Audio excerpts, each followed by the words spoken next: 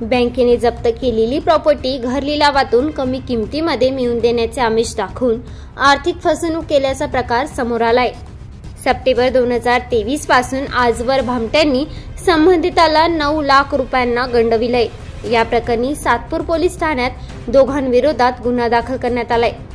अशोक अप्पाजी लहानगे वय 58 राहणार श्रमिक नगर यांनी सातपूर पोलीस ठाण्यात फिर्याद दिली आहे। संशयित राहुल वासुदेव भडांगे वय 32 राहणार तांबेमळा शांतीनगर पंचवटी आणि सोमनाथ विठ्ठल धात्रक वय 36 राहणार हमालवाडी पेठ रोड पंचवटी असे आर्थिक फसवणूक केलेल्या दोघा संशयितांची नावे आहेत। फिर्यादीत म्हटलंय की गेल्या वर्षी सप्टेंबर महिन्यात भामट्यांनी लहानगे यांच्याशी संपर्क साधत बँक ऑफ महाराष्ट्र यांनी जप्त केलेली प्रॉपर्टी घर लिलावात कमीत कमी किमतीमध्ये मिळवून देण्याचं आमिष दाखवलं आणि त्याच्या मोबदल्यात दलाली पोटी वेळोवेळी पैशांची मागणी केली। त्यानुसार फिर्यादीदार लहानगे यांनी तब्बल 9 लाख रुपयांची रक्कम या भामट्यांना दिली। मात्र त्यांच्याकडून कुठल्याही स्वरूपाची मालमत्ता उपलब्ध करून न दिल्याने आपली फसवणूक झाल्याचं त्यांच्या निदर्शनास आलं आणि त्यांनी पोलिसात धाव घेत गुन्हा दाखल केलाय।